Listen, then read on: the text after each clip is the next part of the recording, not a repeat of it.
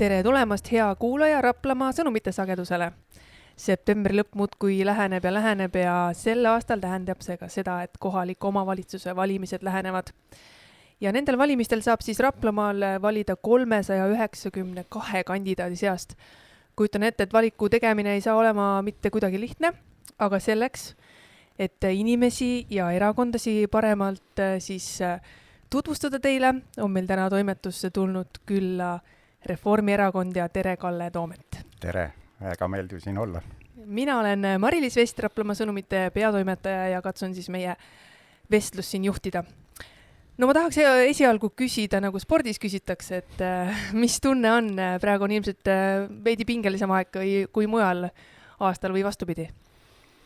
No eks ta kindlasti on vähe pingelisem ja vähe keerulisem lausa, et valimiste-eelne periood on alati olnud valitavatele nagu keeruline aeg ennast kõigepealt aktiivselt näitama hakata ja teistpidi ikkagi oma sõnumi toomine.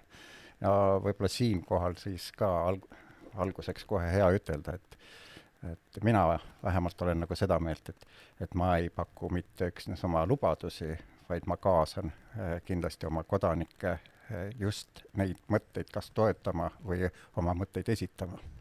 No sina oled küll väga pikka aega juba poliitikas olnud, et kuidas sa tunnetad, kuidas see muutunud on kandideerimine? Kas kuidagi keerulisemaks, sellepärast et infot ju saab jagada oluliselt rohkemates kanalites kui kunagi varem, et kuidas sa ise tajud seda? Jah, nii ja naa.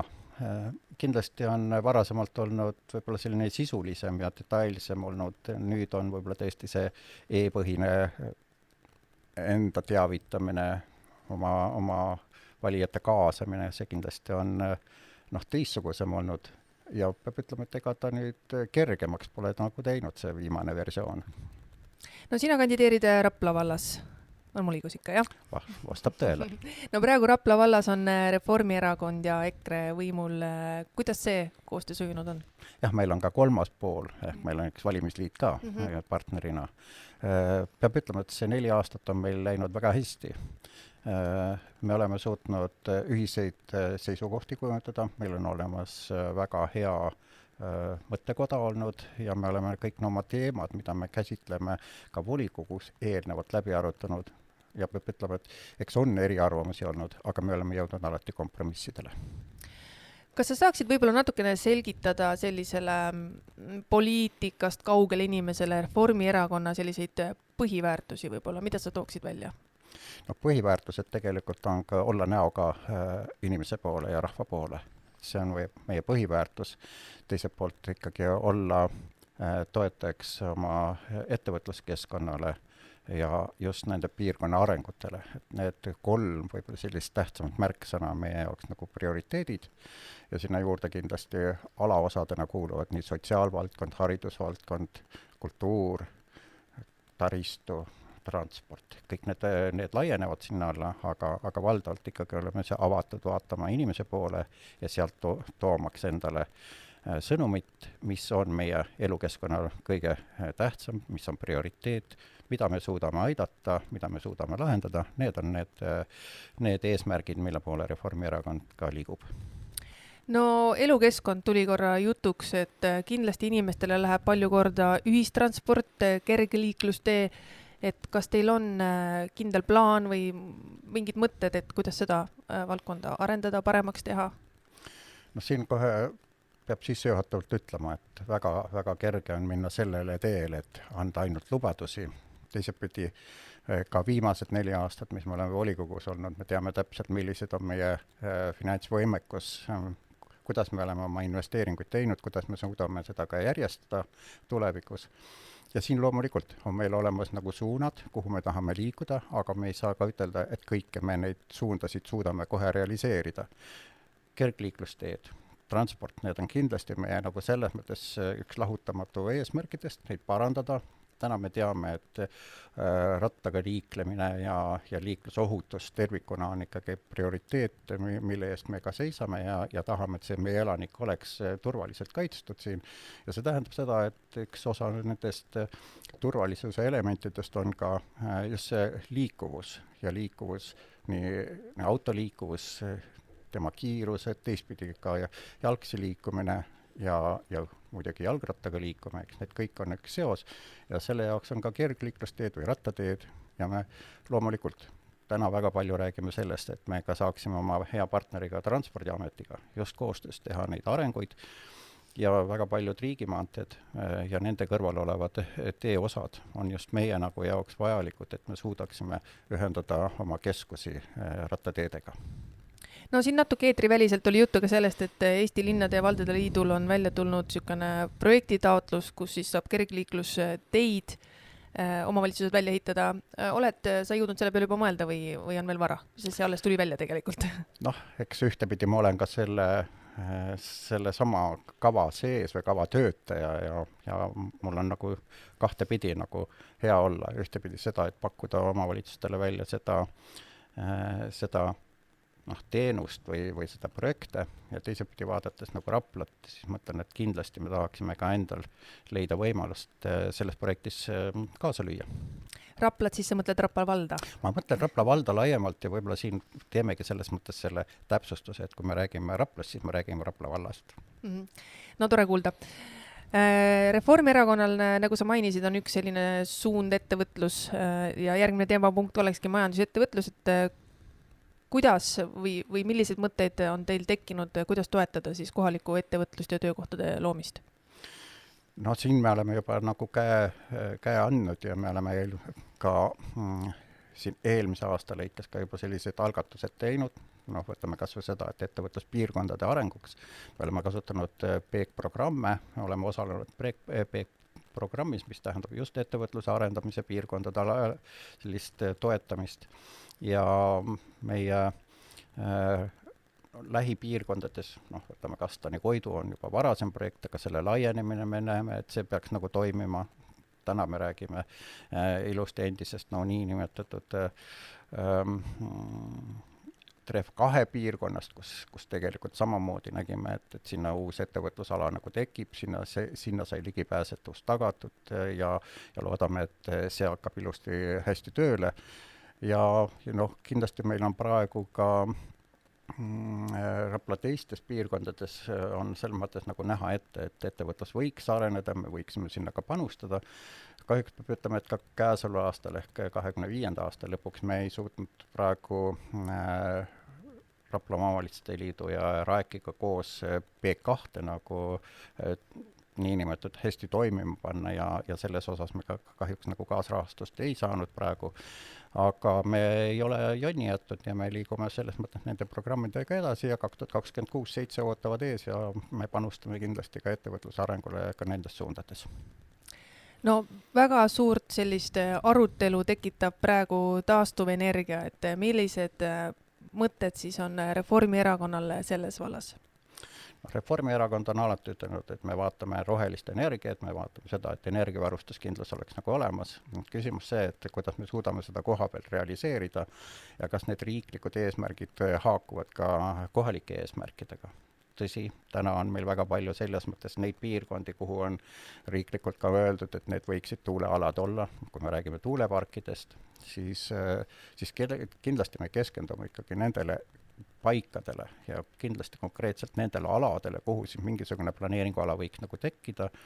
Ja peab ütlema, et eks me siin ju selle aasta lõikes ka olime Rapla vallas ka nagu seda meelt, me ühe tuulepargi arengu selles mõttes nagu lõpetasime ära, et me seda ei algatanud Karitsa piirkonnas, eks ju, ja selles mõttes oli see looduslik keskkond, mis tuli nagu meile nagu märkamatult kätte öeldes seda, et meil on seal Konnakotkas ja kui me vaatame neid uusi või teisi arengupiirkondasid, kindlasti me vaatame seda tervikuna. Mis on looduskeskkond, vaatame seda, et millised on need mastide kõrgused, kas sinna juurde kuuluvad akupangad, on need salvestused, millised on ligipääsetavused, millised mõjud on tegelikult selle elanikkonnale, kui kaugel nad elanikest on, selles mõttes kõiki neid mõjusid me tahame arvestada ja kui on need aktsepteeritavad, me hea meelega toetame, et taastuvenergia oleks Eesti riigis ikkagi võimalik realiseerida. No see mängib kindlasti suurt rolli ka kogukonna meelsus, et kas on plaanis ka kogukondadega kokku saada sel teemal või ei ole veel jõudnud arutada? Kindlasti, selles mõttes, et ega kogukonnad on lõppkokkuvõttes ongi meie seisukoha kujundajad.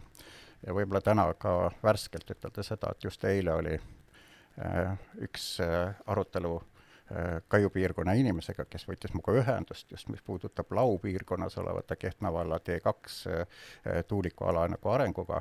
Ja me oleme võtnud selles mõttes seisukoha, kuulame ära kõigepealt meie mõjupiirkonnas olevate inimeste arvamuse ja sealt kujundame oma lõpliku seisukoha. Ma olen täiesti seda meelt, et Rapla vald kujundab oma arvamuse ja esitab sellega seisukoha ka Kehtna vallale. No tuleme korraga sotsiaalsete väärtuste juurde, et võib-olla see on natukene julge väide, aga et ma arvan, et Eestis on tegelikult ka üsna palju vaesust.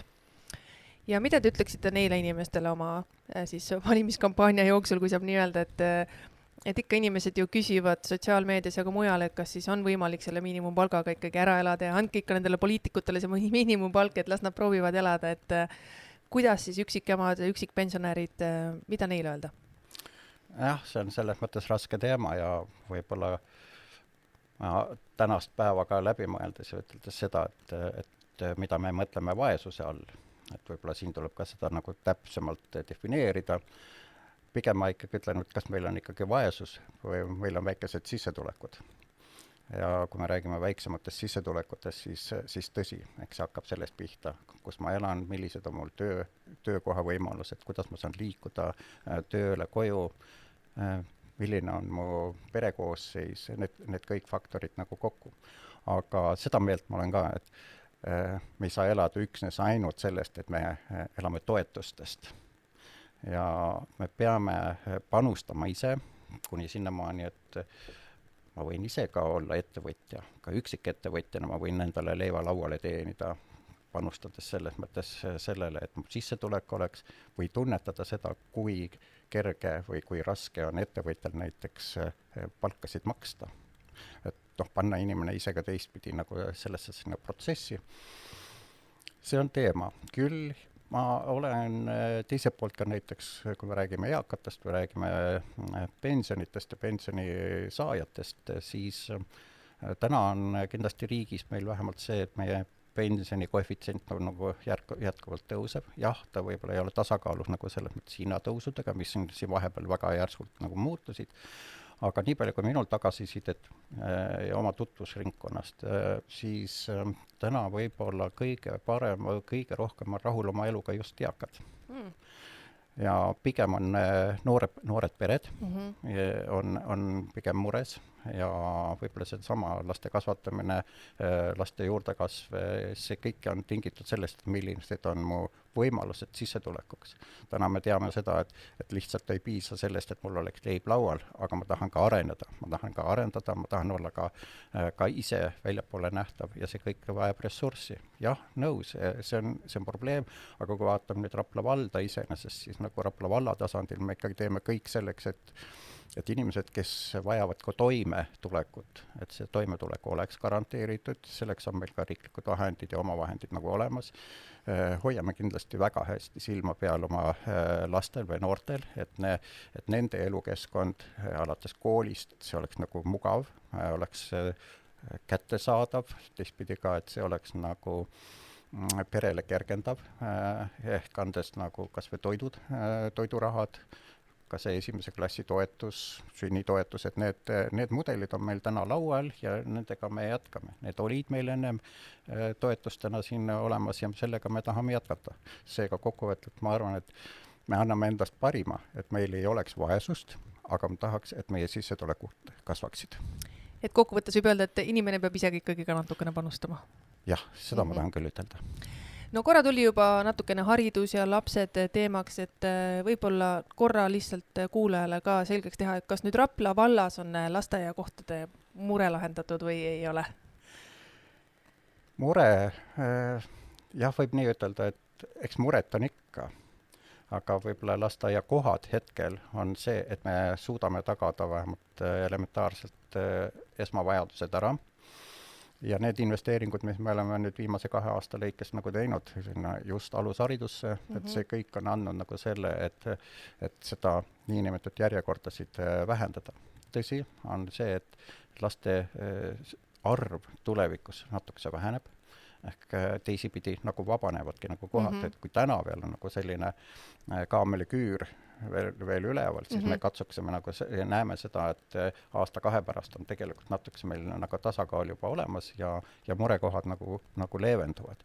Aga see ei tähenda veel seda, et sellega me nagu saame piirduda. Kindlasti me peame vaatama seda, et seda õpikeskkonda või seda elukeskkonda, mis lasteaedades või alushariduses on, et see oleks nagu ka huvitav, mugav, et see oleks kaasatav, et lapsed tahaksid seal käia, et see ei oleks mitte kohustus, vaid et huvi sinna tulla. See tähendab keskkonna loomist, õppevahendite loomist, need kõik tahavad tegelikult järeleaitamist veel, et ma usun, et me saame sellega hästi toime.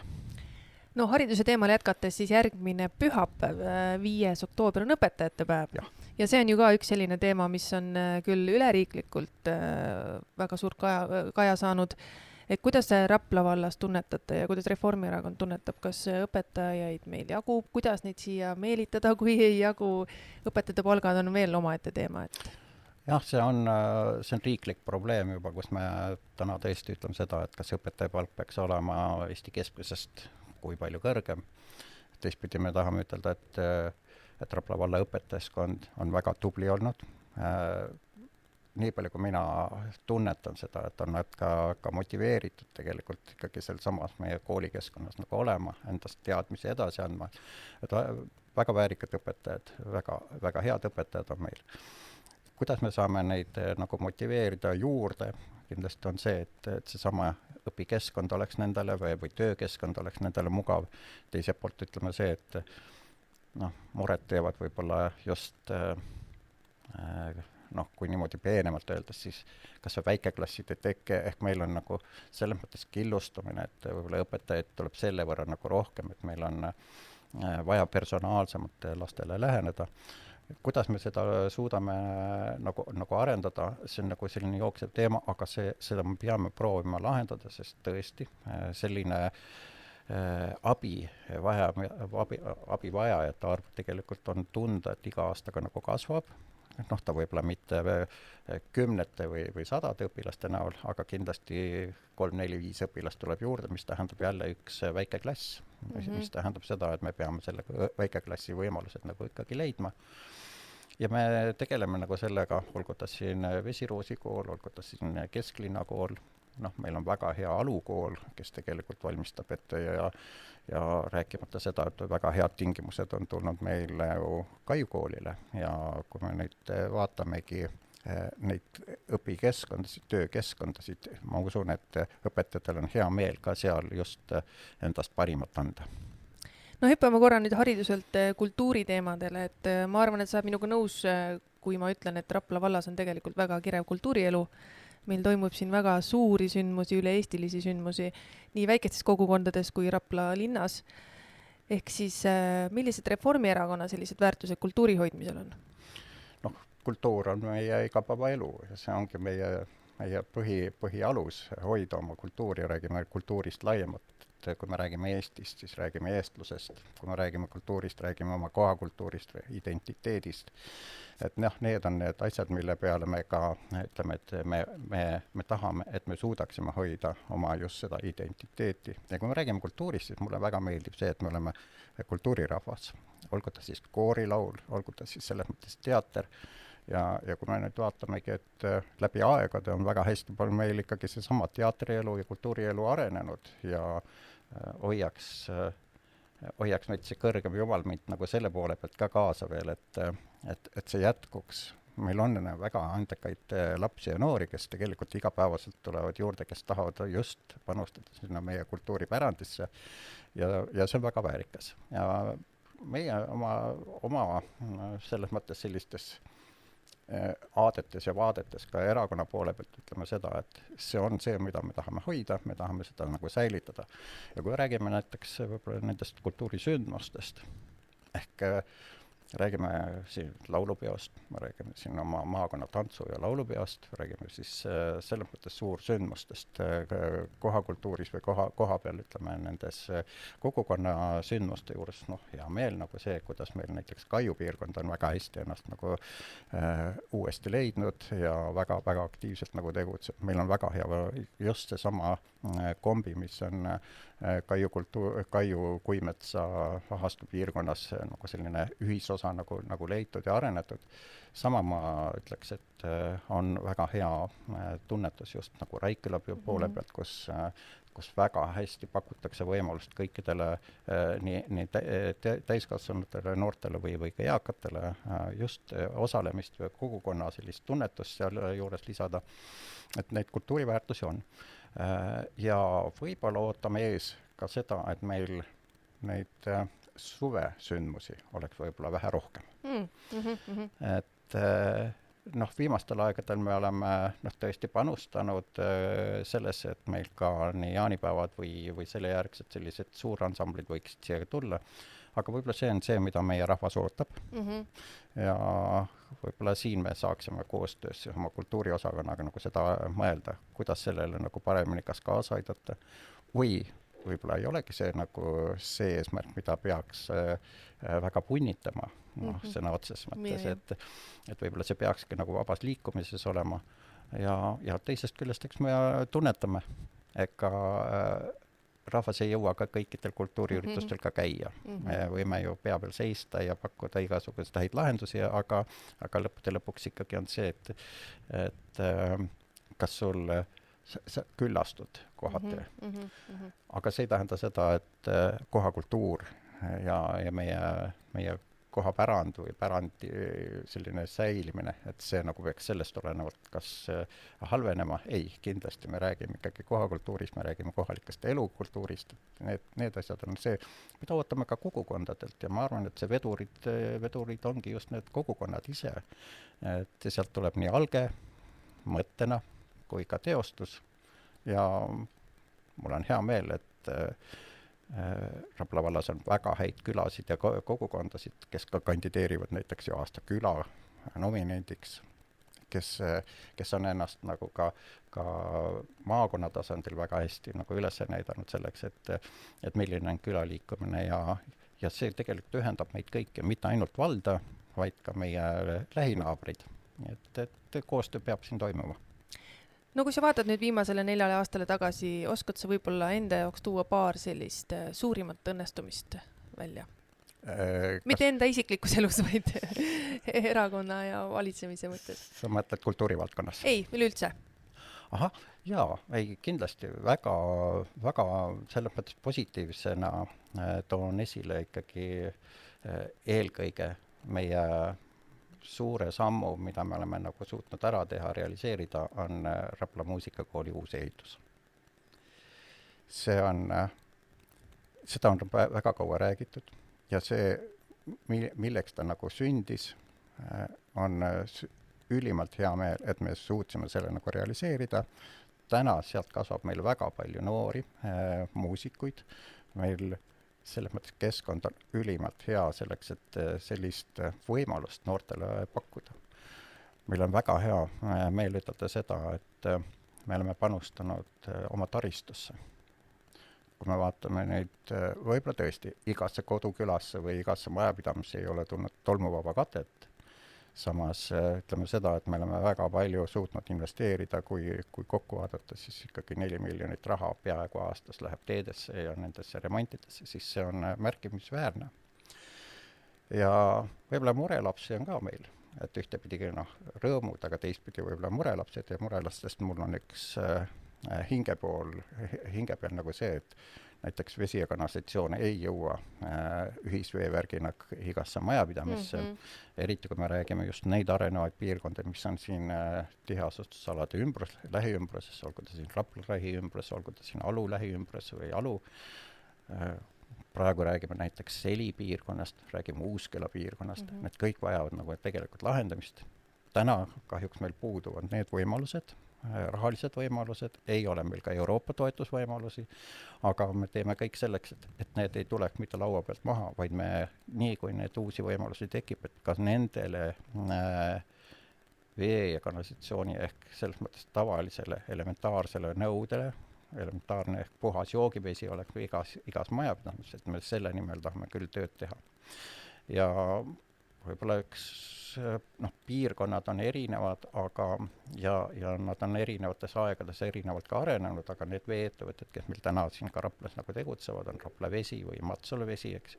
Need on oma veepiirkondades või teeninduspiirkondades väga hästi toimetanud, aga see sama laienemine või täiendav areng on ka nendel nagu selles mõttes piiratud.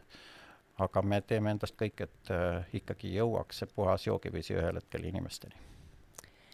No siia lõppu veel paar viimast mõtet, et natukene võib-olla intrigeerivam küsimus ka, et sina oled olnud Kehtna vallavanem kunagi ja nüüd pikalt siis Rapla poliitikas, et kuidas sa tunnetad, kas Rapla ja Kehtna vald võiksid kunagi ühineda? Jaa, aitäh komplimendi eest. Kehtna vallas tõesti mul õnnestus olla väga pikalt ja mul on ülimalt hea meel, et ma olen oma ühe eluetapi seal suutnud toimetada, ma olen suutnud anda endast nagu parimat. Ja ka tollel hetkel me juba nagu võtsime lauale teema, et kas Kehtna vald on jätkusuutlik sellisena, nagu tollelegi piirides oli. Jah, me nägime, et Järvakandi ühinemine on nagu mõistlik ja oli nagu prioriteet number 1. Piilusime ka Rapla poole peale, aga täna Rapla poole pealt vaadatuna, et me oleksime nagu tõesti seda meelt, et me võiksime olla üks tervik. Täna me oleme hästi lõimunud juba ka selle poole, et vaatame kas või Kaereperet, vaatame meie selles mõttes Rapla endal lähipiirkonnas olevaid alasid, räägime Laukülast, räägime Paekülast, mis on tegelikult samamoodi külgnevad ja otseselt meie piirkondadega.